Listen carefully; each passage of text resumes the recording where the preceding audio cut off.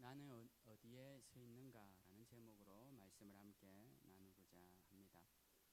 오늘 본문은 예수님께서 긴 기도문을 하시고 그 다음에 이제 잡히시는 장면이 오늘 우리가 읽은 본문의 말씀입니다.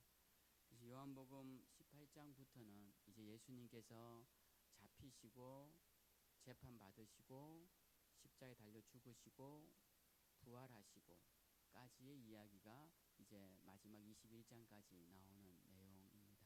그래서 우리가 이제부터는 요한복음의 결말 부분에 우리가 들어간다라고 이제 보시면 되고요. 그 전에 17장에서 4주 동안 예수님의 기도를 조금은 나름은 심도 있게 본다고 살펴봤는데, 여러분들이 그 4주간의 말씀을 잘 기억하시고 이렇게 새겨보시면 여러분 기도와 또 기도의 방향과 기도의 내용 또 기도의 목적 등에 대해서 다시 한번 생각해 보실 수 있고 신앙에 있어서도 많은 유익이 있을 거라 생각을 합니다. 오늘은 이제 18장부터 다시 이제 새로운 국면에 접어드는데요.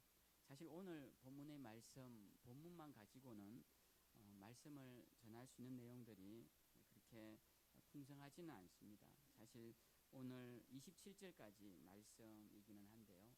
내용은 여러분들이 잘 아시는 대로 예수님께서 이제 잡히실 때의 모습을 보여주고 있습니다. 예수님이 잡히실 때 가장 큰 역할을 했던 사람이 가룟 유다죠. 이 가룟 유다는 예수님이 누군지 잘 모르는 군병들에게 예수님이 어디에 계신지도 알려주고 친히 앞으로 안내를 해가지고 길도 알려주고 와서는 저 사람이 예수다라는 신호로 그에게 입맞춤까지 하는 그런 아주 가식적인 그런 가정스러운 행동으로 예수님을 팔아 넘기는 그런 모습이 이제 18장에 나옵니다.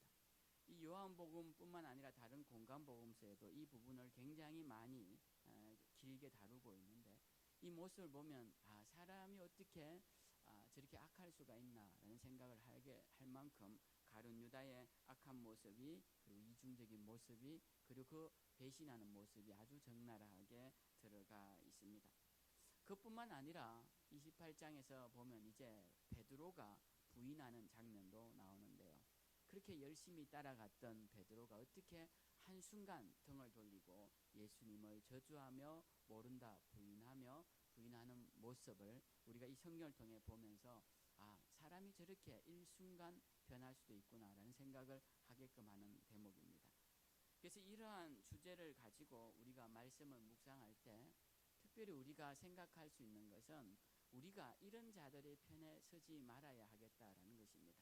우리가 신앙생활을 하면서 우리가 가룟 유다나 베드로의 이 부인할 때의 모습처럼 그런 신앙인이 되면 안 되겠다라는 것이죠. 오늘 먼저 가룟 유다의 길을 한번 보겠습니다. 가룟 유다는 예수님과 가장 가까운 거리에서 가장 중요한 일을 했던 12명의 제자들, 그 중에서도 재정을 쥐고 있는 아주 그 모임의 헤게모니를 쥐고 있는 중요한 사람, 그 역할을 했던 사람이 가룟 유다입니다. 어느 공동체나 재정을 쥐고 있고 재정을 이렇게 주관하는 사람이 그 공동체에 아주 유력한 사람이다, 이렇게 보셔도 무관할 것입니다. 가룟 유다는 예수님 공동체의 재정을 담당하던 사람이었어요. 그렇기 때문에 그의 영향력은 그 공동체 안에서 굉장히 컸을 것이고 그에 대한 사람들의 신뢰도 굉장히 컸습니다. 그런 가룟 유다가 예수님께 나아와서 거짓의 입맞춤을 하고 예수님을 팔아 넘긴 것입니다. 이 배신적 행위를 하는 가룟 유다의 모습을 보는 예수님의 마음은 어떨까요? 굉장히 고통스러우셨을 것입니다. 미리 알았다고는 하시지만 그 앞에서 그렇게 거짓의 입맞춤 뒤에 등 뒤에서 칼을 꽂는 이 제자의 모습을 보면서 예수님은 고통스러우셨을 것이다 라는 생각을 하게 됩니다. 우리는 이 모습을 보면서 우리 모습도 한번 비추어 보아야 합니다. 우리는 혹시 가룟 유다와 같은 자들은 아닌가라는 생각을 해보아야 합니다. 우리도 늘 예수님 가까이 그냥 머무른다고 하지만 그분을 향한 신뢰보다는 세상을 향한 신뢰, 세상을 향한 사랑, 세상을 향한 헌신, 그것에서 더 나아가서 나를 향한 사랑, 나를 향한 욕망의 성취를 위한 그것이 더 크지는 않는가? 우리가 한번 생각해 보아야 합니다. 만약 두 길이 있다면, 내가 세상적인 성공과 주님을 향한 헌신의 길이 나누어져 있다면 우리는 과연 가룟 유다가 아닌 주님을 따르는 그 길을 갈 수 있을까 생각해 보아야 합니다. 그러나 한편으로 또 생각해 보면 우리가 절대로 가지 말아야 할 길, 수많은 길들 중에서도 절대로 가지 말아야 할 길이 어디일까? 그것이 바로 가룟 유다의 길일 것입니다. 마지막 죽는 순간까지 우리가 조심해야 할 길이 무엇일까? 그것도 생각해 보면 가룟 유다의 길입니다. 이 가룟 유다의 길은 그 말로가 너무나 비참하기 이를 데가 없죠. 여러분들도 아시다시피 그 받은 돈을 던져버리고 그리고 그 스스로 목매어 달아 죽지만 그 죽음도 비참하여 그 목맨 줄이 끊어지면서, 나무가 끊어지면서 그는 창자가 터져 죽는, 정말 그 묘사된 것만 봐도 너무나 비참하게 그의 인생이 끝나는 것을 보게 됩니다. 그래서 우리는 절대로 가지 말아야 할 길, 어떤 길이냐? 그랬을 때 가룟 유다의 길은 절대 가지 않겠다라는 그런 마음을 가지고 살아야 합니다. 성경에는 가룟 유다의 배신의 이유가 명확히 나오지 않습니다. 단지 그가 은 30세겔에 팔았다고 하는데 이 은 30세겔이 예수님을 팔 만큼 그렇게 큰 액수는 아닙니다. 마리아가 예수님 발에 향유를 드릴 때 300데나리온에 해당하는 그런 향유를 부었다라고 되어 있죠. 근데 이 은 30세겔은 그것의 한 3분의 1 정도밖에 안 되는 금액입니다. 그러니까 큰 금액이 아니, 물론 크다면 큰 금액이지만 그의 스승을 팔 만큼의 그렇게 큰 금액은 아니었던 것입니다. 그가 그것을 받고자 예수님을 팔았을 것이다 생각이 들진 않아요. 그래서 사람들이 왜 가룟 유다가 예수님을 팔았을까? 거기에 대해서 여러 가지 견해를 내기도 합니다. 그러나 명확한 것은 없습니다. 근데 더 이상한 것은 다른 복음서는 몰라도 이 요한복음에서는 가룟 유다의 그런 배신 행위를 좀 더 잘 기록할 수 있었지 않았을까 싶어요. 그 이유를. 왜냐하면 요한은 다른 마태나 마가, 누가와 달리 가룟 유다와 3년 넘게 동거동락을 했고, 그러다 보면 이 사람이 어떤 생각을 가지고 있고 어떤 성정을 가지고 있고 어떤 부분에서 예민하고 그가 이런 부분은 참지 못하는 부분이다라는 걸 잘 알았을 겁니다. 그래서 가룟 유다가 예수님을 팔아넘긴 이유에 대해서 좀 더 설명할 수 있었을 텐데 사도 요한은 가룟 유다의 죽음조차도 언급하지 않고 그리고 그의 예수를 팔아넘긴 이유에 대해서도 언급하지 않고 그냥 넘어갑니다. 왜 그럴까라는 생각을 해봐요. 근데 요한복음에는 특이한 말이 나옵니다. 요한복음 6장 70절에 예수님이 가룟 유다를 대해서 이렇게 말씀을 하세요. 내가 너희 12를 택하였는데 너희 중에 한 사람은 마귀니라 라고 말씀하십니다. 그러면서 이름도 언급하세요. 이 말씀은 시몬의 아들 가룟 유다를 가리키심이라. 요 말은 사도 요한이 첨가한 거죠. 예수님은 너희 중에 마귀가 있다라고 하셨는데 사도 요한은 그 마귀가 가룟 유다다라고 이렇게 단정을 짓습니다. 그러니까 요한복음에서 가룟 유다의 배신은 어떤 식으로 언급되느냐? 그가 마귀였다라는 엄청난 정죄함으로 끝나더라라는 것이죠. 제가 이 말씀을 드리는 이유가 있습니다. 사람들은 일이 잘못되면 만 가지 이유를 댑니다. 일이 잘못되면. 근데 일이 잘 되면 딱 한 가지 이유밖에 없어요. 내가 잘해서 그런 거예요. 근데 못하면 많은 이야기들이 나옵니다. 심지어 조상부터 시작해서 주변 환경까지 다 언급하면서 이 일이 왜 잘못될 수밖에 없었는지를 설명하기에 급급하죠. 오늘도 마찬가지입니다. 가룟 유다가 분명히 그가 예수님을 팔아넘겼을 때는 그 나름의 이유가 있었을 것입니다. 변명거리가 있었을 것이에요. 만약 가룟 유다를 이 자리에 세웠다면 그건 1시간이고 2시간이고 왜 그의 스승 예수를 팔았는지에 대해서 논리적인 설명을 할 수 있었을 것입니다. 그런데 성경은 그런 기회를 그에게 주지 않는다라는 것입니다. 그가 변명할 거리를 주지도 않고 그의 합리적인 이유도 설명해 주지 않습니다. 단지 그는 마귀적인 일을 했다라고 단언해버린다라는 것입니다. 그리고 그 일의 비참한 결과만을 비추어 주고 있는 것이죠. 이 이야기는 우리에게도 해당되는 이야기입니다. 우리가 주님의 일을 할 때 사람들은 하지 못할 수많은 이야기를 합니다. 내가 왜 주님의 일을 하지 못하는지, 거기에는 다 나름대로 합리적인 이유가 있어요. 저같이 기가 얇은 사람은 그게 다 수긍이 됩니다. 저는 그런 이유에 다 수긍이 돼요. 그러나 성경은 수긍하지 않습니다. 하나님은 수긍하시지 않으셔요. 우리가 그런 이유가 있다고 아무리 이야기해도 하나님은 그 일의 결과에 대해서만 말씀하실 것입니다. 그러니까 우리가 이 모습을 보면서 우리가 가룟 유다처럼 되지 말아야겠다라는 다짐은 주님 앞에서 쓸데없는 핑계로 세상의 거리를 합리화하지 말고 주님 주신 사명의 길과 지키라고 하는 신앙을 올바로 지켜나가야겠다. 그 다짐만이 말씀 안에서 의미 있는 일이다라는 것을 기억해야 한다는 것입니다. 우리는 오늘도 다짐해야 합니다. 어떤 이유에서든 어떤 변명에서든 이 가룟 유다의 길은 걷지 말아야 할 것이라 다짐해야 하는 길입니다. 저는 오늘도 예배를 드리면 항상 누가 안 오셨나 이렇게 살핍니다. 누가 안 오셨나 이렇게 살피다가 안 오시면 걱정도 되고, 또 한편으로는 왜 그 예배의 자리를 지키지 못할까라는 아쉬움도 있습니다. 제가 물론 이유를 알면 그렇게 안 하겠지만 오늘 예배를 못 드리고 세상 가운데 계실 거라는 생각이 들면 마음이 착잡해집니다. 여러분, 우리가 하나님 앞에서 예배를 드리지 못할 이유는 늘 많습니다. 그러나 하나님은 예배를 드렸느냐 드리지 않았느냐 그것을 보고 계신다라는 겁니다. 우리에게 사명을 감당하지 못할 이유는 많습니다. 저 주변에도 많습니다. 그러나 하나님은 우리에게 사명 감당 못할 이유를 살피시는 분이라기보다 사명을 감당하고 있는지 없는지를 보고 계시는 분입니다.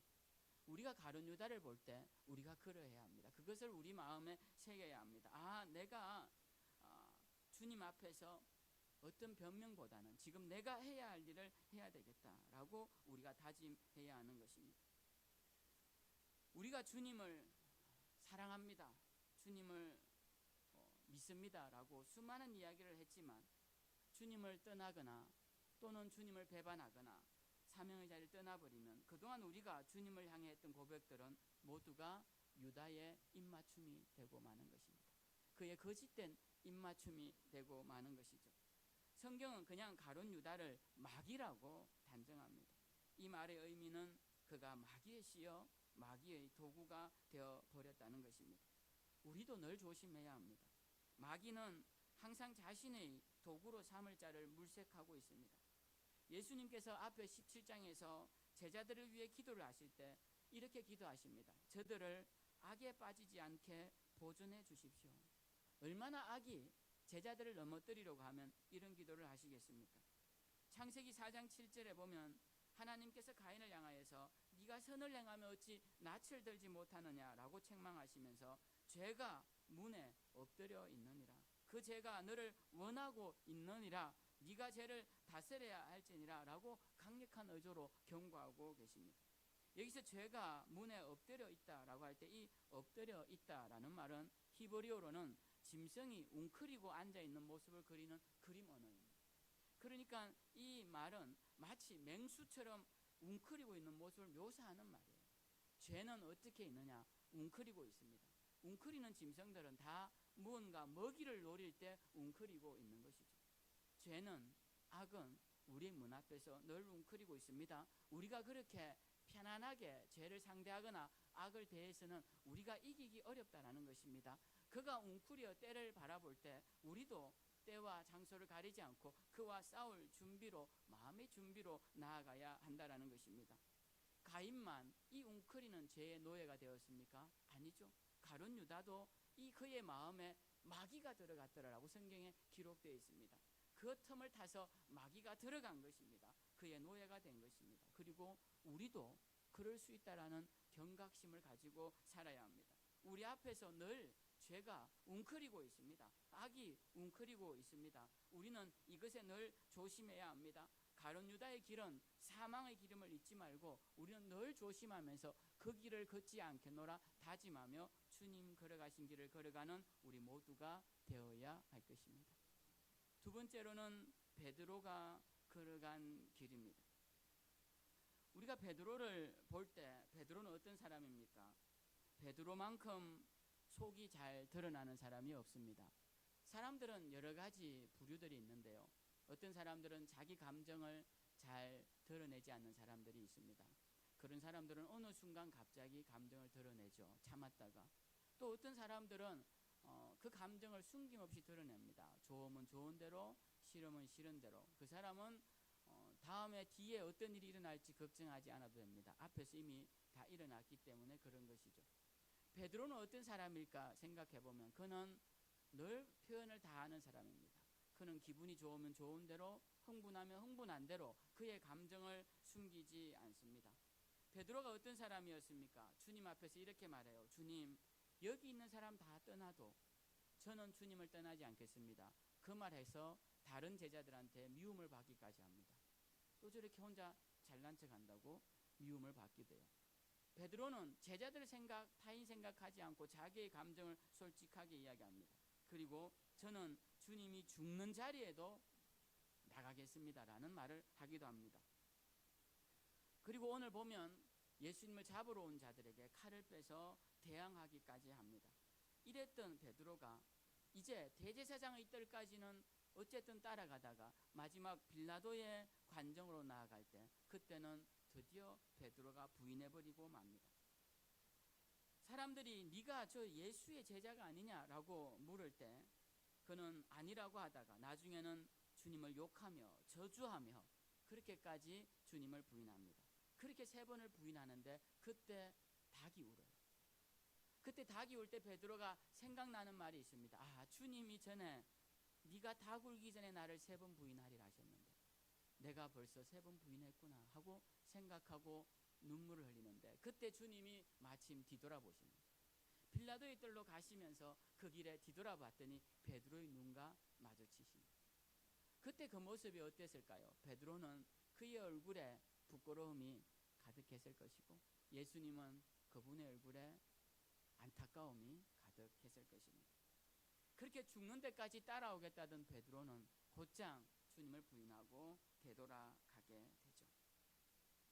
가룟 유다의 배신도 베드로의 부인도 주님은 알고 계셨습니다. 그렇지만 그 모습을 보시는 주님의 심정은 어땠을까요? 제자의 거짓된 입맞춤과 닭울음 소리에 맞춰서 3번이나 그의 스승을 부인하는 그리고 눈물 흘리는 제자의 모습을 보는 주님의 마음은 참으로 고통스러우셨을 것입니다. 그런데 여러분, 이런 모습은 우리 가운데도 많다라는 것입니다. 오늘날도 가룟 유다처럼 오늘날도 베드로처럼 주님이 가라고 하신 그 길, 주님이 원하시는 그 길, 주님 따라가는 그 길 돌아서서 세상 가운데로 나아가는 자들이 얼마나 많으냐라는 것입니다. 한때는 열렬한 주님의 제자였지만 이제는 그 열정은 식어버리고 언제 그랬냐는 싶을 정도로 주님의 일에 무관심한 사람들을 보게 됩니다. 또 어떤 사람들은 세상에 나가면 너 교회 다니지라는 말이 듣는 것이 두려운지 세상과 전혀 구별되지 않는 삶을 살아가는 사람들도 많습니다. 어떤 사람들은 그랬다지 않습니까? 장례식장 가서 이 사람이 교회 다니는 줄 알았다고. 그 명패에 쓰인 것 보고 알았다지 않습니까? 예수님이 우리에게 원하시는 것이 과연 무엇일까요? 우리가 예수님의 사람으로 세상 가운데서 당당하게 사는 것을 원하실 것입니다. 사람들이 나를 누구냐고 궁금해할 때 우리의 가장 큰 자랑스러움, 자랑거리는 나는 예수 믿는 사람이에요.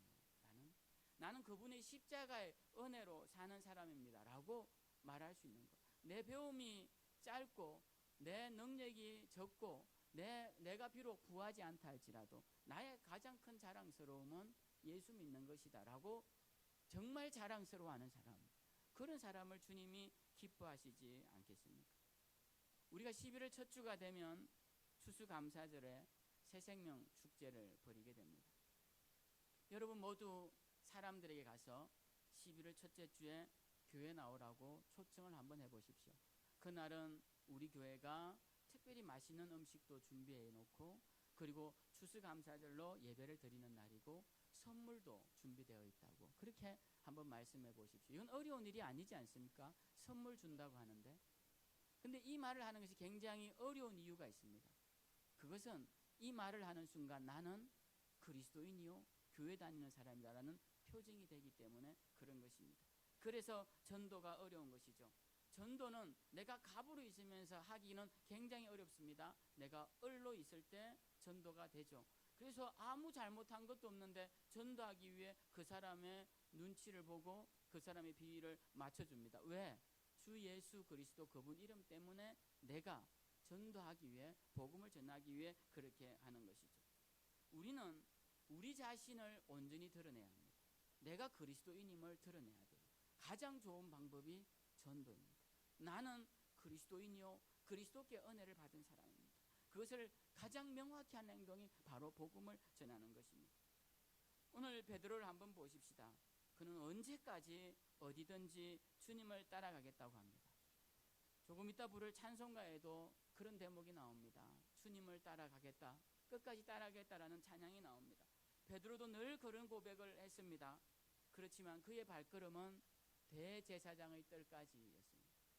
그의 발걸음은 빌라도의 뜰까지는 따라가지 못하고 대제사장의 정원에서 돌아 나오더라는 것입니다. 주님을 향한 우리의 뒤따름은 베드로처럼 되면 안 됩니다. 한번 시작한 걸음은 끝까지 가야 되죠. 갈 수 있는 데까지만 가고 그 다음 세상이 좋아서 돌아간다면 그동안 온 것에 대해서는 허무한 것이 되고 말 것입니다. 주님을 향한 우리의 발걸음은 그 길이 들어가기 쉬운 대제사장의 정원이든지 또 빌라도의 마당이든지 그것이 골고다의 동산이든지 심지어 무덤가든지 그때까지라도 우리는 끝까지 따라가야 한다는 것입니다. 주님을 향한 찬양은 우리의 평생의 노래가 되어야 합니다. 젊은 날 한날 부르던 베르테로의 노래처럼 젊을 때 부르는 연가가 되면 안 될 것입니다.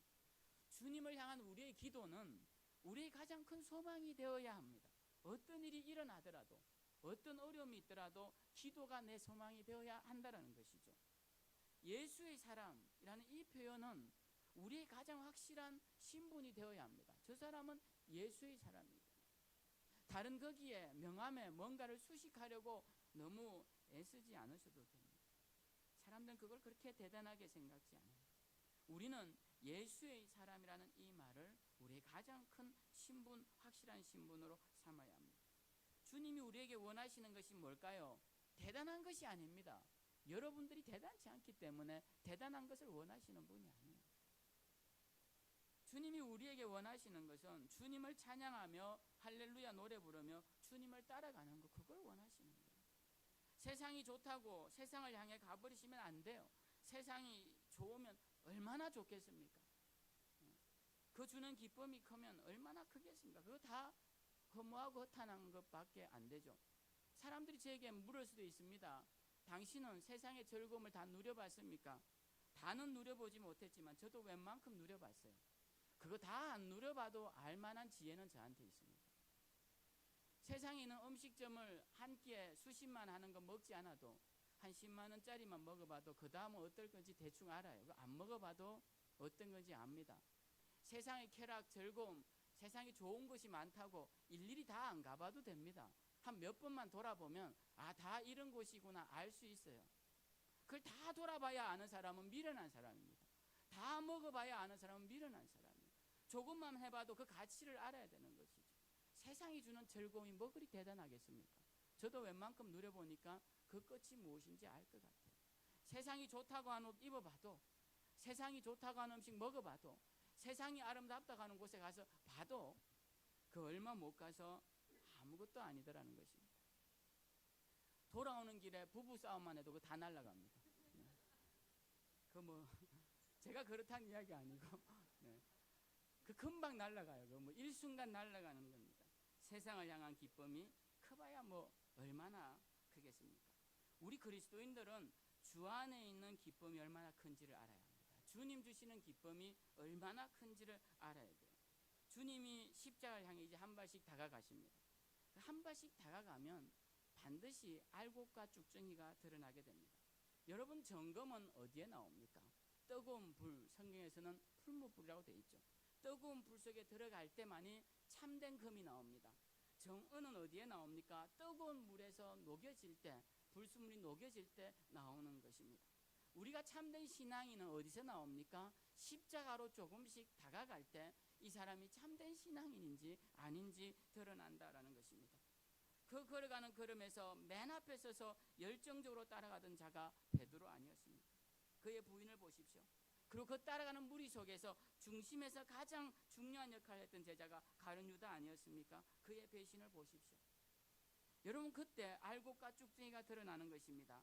그 무리 속에 빛도 없이 따라가던 여인들, 이름도 없이 따라가던 여인들은 마지막 십자가의 자리뿐만 아니라 그 빈 무덤까지 쫓아가서 주님을 사모하며 주님의 이름을 부릅니다. 우리의 신앙은 이렇게 되어야 하는 것입니다. 참된 신앙은 어려울 때 빛을 발하는 것입니다. 많은 그리스도인들이 신앙의 빛은 잘 될 때 나는 것이라고 착각해요. 내가 잘 살면 신앙의 빛이 날 것이다 라고 생각합니다. 내가 성공하면 신앙의 빛이 날 것이라고 생각해요. 그러나 신앙의 진가는 내가 연약하고 내가 실패했을 때, 그때 신앙의 진가가 들어가는 것입니다. 나처럼 세상을 즐기고 여유를 누리며 그렇게 살라고 세상 사람들이 말할 때, 그 말을 듣는 순간 그때 신앙의 진가가 발휘되는 것이죠. 사람들이 왜 그렇게 교회 열심히냐라고 비아냥거릴 때, 그때 신앙의 진가가 들어가는 것입니다. 네 하나 삶도 제대로 못 살면서 교회 일에 그래 열심히 하냐라고 할 때, 그 말을 들을 때 참된 신앙의 빛이 진가가 드러나는 것이죠. 그 말에 실패하고 넘어지고 그래 맞아 라고 좌절한다면 그의 신앙의 빛은 잃어버리고 마는 것이죠. 베드로가 했던 수많은 말들, 그 말들이 진가를 발휘하는 순간은 환호하는 사람들 사이에서가 아닙니다. 박수치는 사람들 사이에서가 아니에요. 그가 정말 그동안 해왔던 말에 진가를 발휘할 수 있는 순간은 대제사장의 뜰 앞에서였습니다. 그 빌라도의 뜰 앞에서였어요. 그때 하나님이 기회를 주신 것이죠. 그런데 그 순간 신앙의 빛을 잃어버리고 맙니다. 그 순간 주님을 부인하고 마는 것이죠. 잘 될 때 찬양하는 것은 어려운 일이 아닙니다. 가만히 내버려둬도 콧노래를 부르며 혼자 즐거워할 것입니다. 그러나 참된 신앙은 어려운 순간에, 위기의 순간에 하나님을 찬양하고 예수의 사람임을 드러내는 것, 그것에 부끄러워하지 않는 것, 그것이 참된 신앙인의 모습인 것입니다. 우리는 주님의 사람들입니다. 그리고 주님의 제자들입니다. 그런데 오늘 이 두 제자의 모습을 한번 보십시오. 우리 중에 이런 모습은 없는지 살펴보아야 합니다. 우리가 잘 아는 사도 바울은 사도행전에서 이런 고백을 합니다. 나의 달려갈 길과 주 예수 그리스도께 받은 사명, 하나님의 은혜의 복음을 전하려 하는 일에는 내 생명을 조금도 귀한 것으로 여기지 않겠노라 고백합니다. 그는 그의 달려갈 길이 무엇인지 알았고 그의 달려갈 그 길에 서 있던 사람이었습니다. 그는 마지막 그의 서신 디모데후서 4장에서 디모데에게 이렇게 말하죠. 내가 선한 싸움을 싸우고 나의 달려갈 길을 마치고 믿음을 지켰노라. 그는 그의 달려갈 길을 마지막 결승전까지 달려갔다라고 말하고 있습니다. 여러분, 우리는 어떤 사람이 되어야 합니까? 우리는 주님의 길에 서는 자들이 되어야 합니다. 주님을 의지하고 주님이 가라고 하신 그 길에 마지막 엔딩 테이프를 끊을 수 있는 그런 마지막 자리에 서 있는 자들이 되어야 하는 것입니다. 이런 자들을 주님은 끝까지 책임져 주십니다. 사람들은 감정의 기복을 따라 좋을 때는 너무 좋은 친구가 되고 안 좋을 때는 언제 그랬냐는 듯 원수가 됩니다. 그렇죠? 여러분, 이것을 이상하게 여겨서는 안 됩니다. 대부분의 사람들이 다 그렇습니다. 저도 마찬가지고요. 그러니까 그것에 대해서 우리가 분노하거나 적개심을 갖는 것은 그건 어리석은 행동입니다. 그럴 수 있구나. 사람들은 누구나 그럴 수 있구나. 그러나 여러분, 우리 주님은 그렇지 않습니다. 우리 주님은 그렇지 않아요. 그래서 사람은 의지하지 못하지만 우리 주님은 의지할 수 있습니다. 사람들은 유다나 베드로처럼 자기의 유익과 자기 감정을 따라 주님을 배반하고 외면하지만 주님은 주님의 사람들을 버리시지 않습니다. 그래서 오늘 읽은 본문에 보면 마지막 순간까지 너희가 찾는 자가 나니 나와 함께한 자들은 내어 보내어 주라라고 주님이 요구하고 계십니다. 주님이 어떤 분이시냐? 끝까지 주님의 사람들을 보듬어 안고 지켜주시는 분이십니다. 그러니까 우리에게 가장 큰 축복은 뭐냐면 주님 편에 서는 거예요. 세상 권력자들과 권세자들이 힘있고 능력 있어 보이지만 여러분 그것이 얼마갑니까? 정말 한 철도 가기 어려울 정도. 잠깐 그렇게 있는 권력의 무상함을 우리는 모두 보게 됩니다. 그러한 것에 한눈이 팔려서 주님의 길을 걸어가지 않는다, 주님이 함께 하실 자리에 가지 않는다, 그것이야말로 정말 허탄과 허무함으로 나아가는 첩경일 것입니다. 오늘 모인 귀한 우리 성도님 여러분 모두는 오늘 본문의 말씀 보면서 한번 서로에게 질문을 던져보면 좋겠습니다. 나는 어디에 서 있는가? 내가 지금 베드로의 길에 서 있지는 않은가? 나는 혹시 가룟 유다의 길에 서 있지는 않은가? 나는 지금 사도 바울처럼 내가 달려가야 할 길에 그 자리에 서 있는가? 그리고 내 생명이 다하는 날 나는 나의 달려갈 길을 다하고 믿음을 지켰노라라고 말할 수 있는 그 자리에 서 있는가? 여러분 누구에게 관심 갖지 마십시오. 누가 나를 어떻게 평가할지 너무 신경 쓰지 마십시오. 중요한 것은 주님이 우리를 어떻게 보실 것인가, 그것이 가장 중요한 것입니다. 우리는 사명의 자리에 서 있어야 합니다. 바울의 자리에 서 있어야 할 것이고 주님이 기뻐하시는 그 자리에 서 있어야 할 것입니다. 오늘 이 주님을 배신하고 부인하는 투제자의 모습을 보면서 다시 한번 우리를 돌아보면서 나는 유다의 배신의 길이 아니라 베드로의 실패의 길이 아니라 주님을 따라 마지막 생명까지 바쳤던 그 바울의 길을 따라 신앙을 끝까지 지키리라 다짐하셔서 정말 마지막 영광의 자리에서 주님과 함께 기쁨을 나누시는 그런 복된 삶을 다 사시기를 주님의 이름으로